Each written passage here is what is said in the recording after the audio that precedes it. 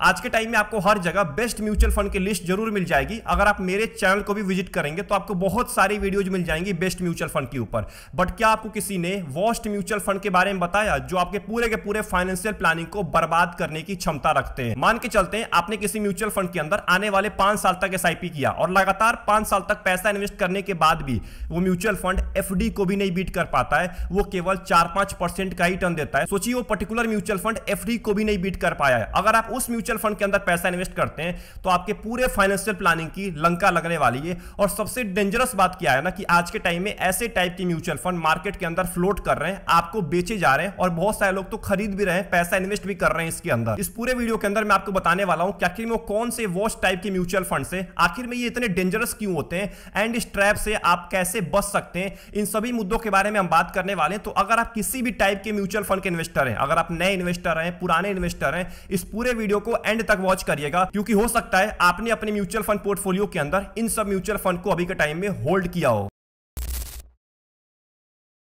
सबसे पहले मैं आपका एक मिथ बस्ट करने वाला हूं कि सारे म्यूचुअल फंड सेफ होते हैं। देखिए मैक्सिमम इन्वेस्टर यही मान रहे होते हैं आज के टाइम में कि सारे के सारे म्यूचुअल फंड सेफ होते हैं। अगर हम किसी भी म्यूचुअल फंड के अंदर 10 साल 15 साल 20 साल तक पैसा इन्वेस्ट करते हैं तो हम आसानी से वेल्थ क्रिएट कर लेते हैं। ये मैक्सिमम लोग आज के टाइम में मान रहे होते हैं जो म्यूचुअल फंड के अंदर पैसा इन्वेस्ट कर रहे हैं। बट मैं आपको अब रियलिटी दिखाने वाला हूं। अब देखिए आज के टाइम में भारत के अंदर ना लगभग 1200 से भी ज्यादा म्यूचुअल फंड स्कीम्स हैं और उनमें से मैक्सिमम ऐसे म्यूचुअल फंड स्कीम है जो अपने बेंचमार्क को भी नहीं बीट कर पाते। वो म्यूचुअल फंड अपने लाइफ के अंदर में कभी भी अपने बेंचमार्क को बीट नहीं कर पाए। ये 1200 में से मैक्सिमम ऐसे म्यूचुअल फंड स्कीम है आज के टाइम में और आपको लगता है कि सारे के सारे म्यूचुअल फंड सेफ होते हैं। आप सोचिए अगर कोई म्यूचुअल फंड बेंचमार्क को नहीं बीट कर पा रहा है और आप एक्सपेंस रेशियो दिए जा रहे हैं केवल इसीलिए कि वो बेंचमार्क से ज्यादा रिटर्न दे पाए, तो फिर तो आपका पैसा लॉस हो रहा है ना। फिर तो आप क्यों पैसा इन्वेस्ट कर रहे हैं उस म्यूचुअल फंड के अंदर अगर एक्सपेंस रेशियो देने के बाद भी वो बेंचमार्क को बीट नहीं कर पा रहा है। और अगर आप ऐसे म्यूचुअल फंड के अंदर पैसा इन्वेस्ट करते हैं तो आप कितने भी साल तक पैसा इन्वेस्ट कर लीजिए, 10 साल 20 साल 30 साल तक आपका पैसा दोगुना भी नहीं होने वाला है, डबल भी नहीं होने वाला है। आप बातें छोड़ दीजिए वेल्थ क्रिएट करने की। तो अब बात कर लेते हैं कि आखिर में कौन से टाइप के म्यूचुअल फंड है जिसको हम वर्स्ट म्यूचुअल फंड बोल सकते हैं। सबसे पहला म्यूचुअल फंड है थीमेटिक या सेक्टोरल म्यूचुअल फंड। ये जो टाइप के म्यूचुअल फंड्स होते हैं ये आपके पैसे को केवल एक ही सेक्टर के अंदर इन्वेस्ट कर रहे होते हैं। फिर से बोल रहा हूं,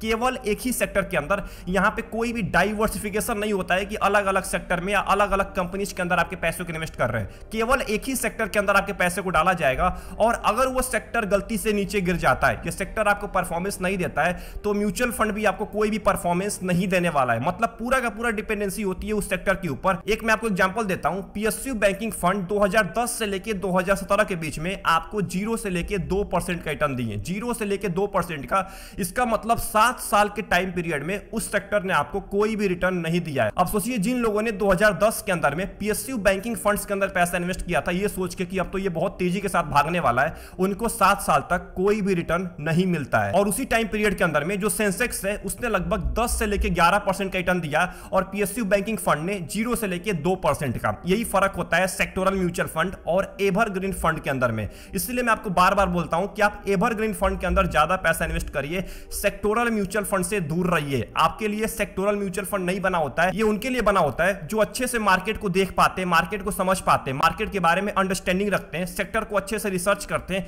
उनके लिए सेक्टोरल म्यूचुअल फंड बना होता है। ये सभी के लिए नहीं बना होता है। तो अगर आप दूसरों को देख के आज के टाइम में सेक्टोरल म्यूचुअल फंड के अंदर पैसा इन्वेस्ट कर रहे हैं कि आने वाले टाइम में मेरा पैसा बहुत जल्दी डबल हो जाएगा, ये सेक्टर तो भागने वाला है, तो आप सबसे बड़ी गलती कर रहे हैं। एक बार आपको जरूर सोचना चाहिए सेक्टोरल म्यूचुअल फंड में इन्वेस्ट करने से पहले। दूसरा म्यूचुअल फंड है क्लोज एंडेड म्यूचुअल फंड। अब देखिए मार्केट के अंदर ना 2 टाइप के म्यूचुअल फंड पाए जाते हैं, एक आपका ओपन एंडेड हो गया और एक आपका क्लोज एंडेड होता है। ओपन एंडेड का मतलब होता है कि जब चाहे तब आप बाई कर सकते हैं, जब चाहे तब आप उस म्यूचुअल फंड को सेल कर सकते हैं, कोई भी वहां पे रेस्ट्रिक्शन नहीं होता है बाई और सेल करने में। एंड सबसे इंपॉर्टेंट, ओपन एंडेड जो म्यूचुअल फंड्स होते हैं उनकी एनए भी रेगुलर बेसिस पे फ्लक्चुएट करती रहती है, जिसके बेसिस पे आप खरीद पाते हैं और बेच पाते हैं। बट वहीं अगर बात करूं मैं क्लोज एंडेड की, तो क्लोज एंडेड में आप केवल एनएफओ के अंदर ही पैसा इन्वेस्ट कर पाएंगे। एक बार आपने एनएफओ के अंदर पैसा इन्वेस्ट कर दिया, उसके बाद एक लॉक इन पीरियड होता है, उस लॉक इन पीरियड के बाद ही आप पैसा निकाल पाएंगे। मतलब सीधी सी बात है, आप मैच्योरिटी पे जाके ही पैसा निकाल सकते हैं उसके पहले आप पैसा रिडीम नहीं कर सकते हैं। तो क्लोज एंडेड फंड इसीलिए बहुत सारे इन्वेस्टर्स के लिए नुकसान साबित हो सकता है,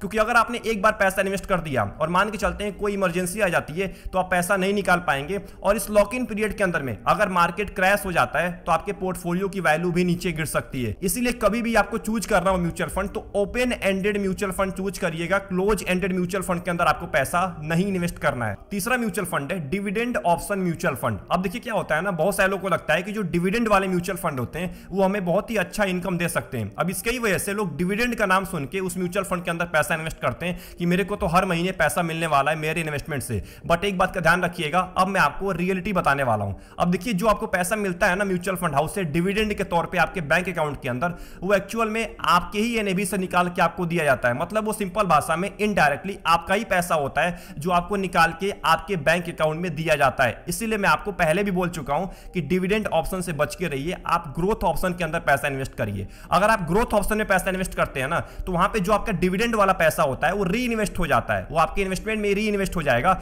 जिससे आपको ज्यादा प्रॉफिट हो पाता है, जिससे आपका रिटर्न और ज्यादा बढ़ जाता है, क्योंकि आपका पैसा री इन्वेस्ट हो चुका है, वो और ज्यादा बढ़ता है। बट अगर वो आपके बैंक अकाउंट में आ गया तो फिर वो बढ़ना बंद हो जाता है और आपके एनएवी की वैल्यू भी कम हो जाती है। चौथा म्यूचुअल फंड है एनएफओ, न्यू फंड ऑफरिंग। अब देखिए जो म्यूचुअल फंड एएमसी होती है ना, वो यहां पे मैक्सिमम इन्वेस्टर्स को बेवकूफ बना रही होती हैं, अपने मार्केटिंग के जाल में फंसा रही होती हैं। मैं आपको अब रियलिटी बताने वाला हूं एनएफओ का। अब देखिए एनएफओ की जो एनएवी की वैल्यू होती है वो 10 रुपए से स्टार्ट होती है। आप सभी लोगों को पता है जो भी एनएफओ आता है उसके एनएवी की वैल्यू 10 रुपए से स्टार्ट होती है। अब हमें क्या लगता है या मैक्सिमम इन्वेस्टर्स को क्या लगता है ना कि जो एनएवी है वो तो 10 रुपए है, इसका मतलब मेरे को ज्यादा यूनिट मिलने वाला है। जैसे स्टॉक का आईपीओ आता है ना, किसी कंपनी का आईपीओ आता है, इनिशियल पब्लिक ऑफरिंग, तो उसके अंदर क्या होता है कि हमें डिस्काउंटेड प्राइस के अंदर में शेयर मिल रहा होता है कंपनी का बहुत ही कम दाम के अंदर में। तो वैसे ही हमें लग रहा होता है ना कि जो न्यू फंड ऑफरिंग आता है इसके अंदर भी हमें कम दाम के अंदर में यूनिट्स मिलने वाले हैं, बट ऐसा बिल्कुल नहीं होता है। एनएफओ से कोई इंपैक्ट नहीं पड़ता है आपके यूनिट के ऊपर, आपके रिटर्न के ऊपर। एनएफओ केवल यूनिट का प्राइस होता है, जो आपको यूनिट मिल रहा होता है ना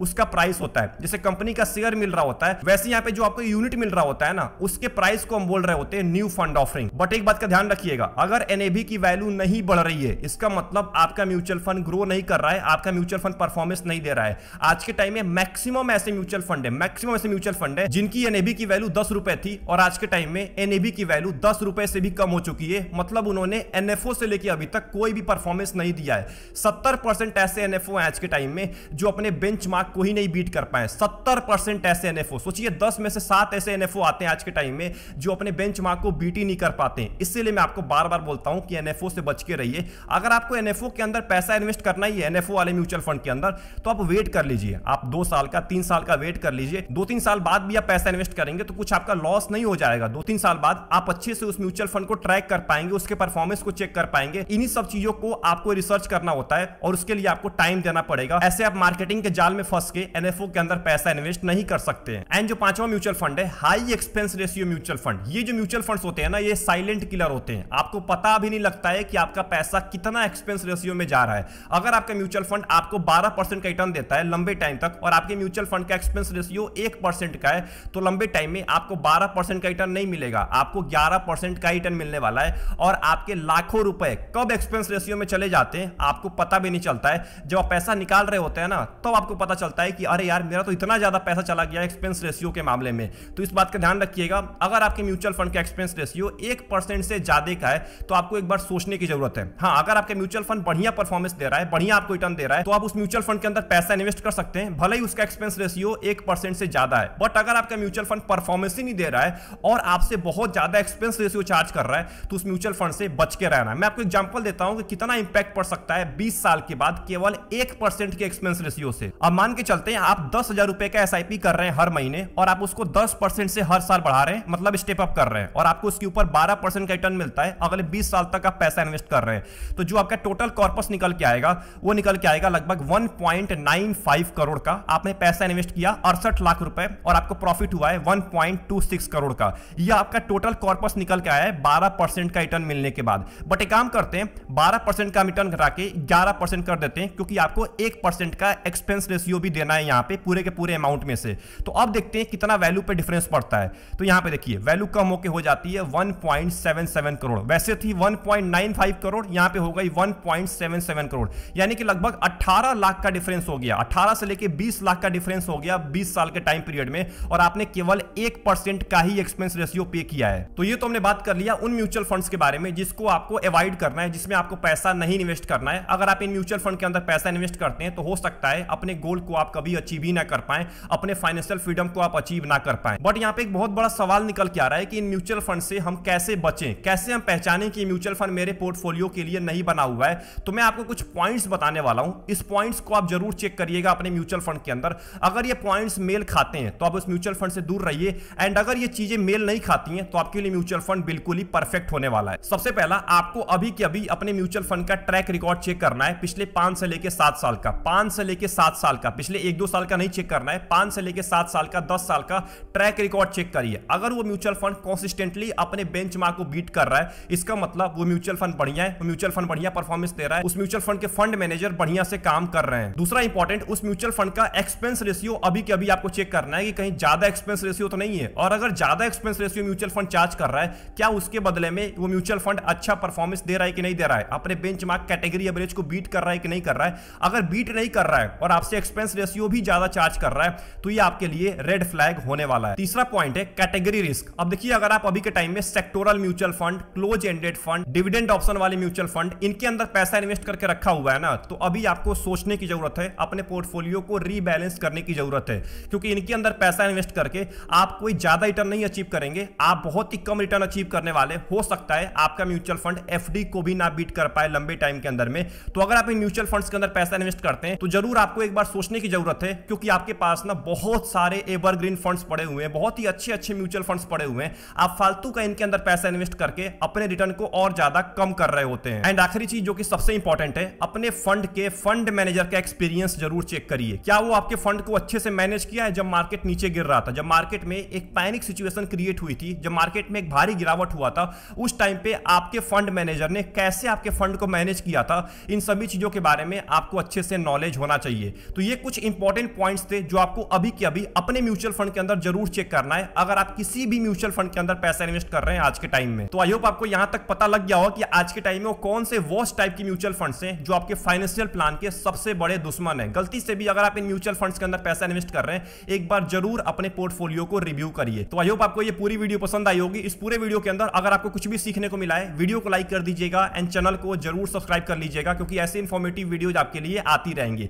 कमेंट बॉक्स के अंदर टाइप करके ये बताइए कि आपका पोर्टफोलियो क्या है, आप अभी के टाइम में कौन से म्यूचुअल फंड कैटेगरी के अंदर पैसा इन्वेस्ट करते हैं और कब से कर रहे हैं, और क्या आपका म्यूचुअल फंड आपके बेंचमार्क को बीट कर पा रहा है अभी के टाइम में। ये बताना मत भूलिएगा। मिलते हैं नेक्स्ट वीडियो के अंदर। अपना ध्यान रखिए। Best of luck. Take care.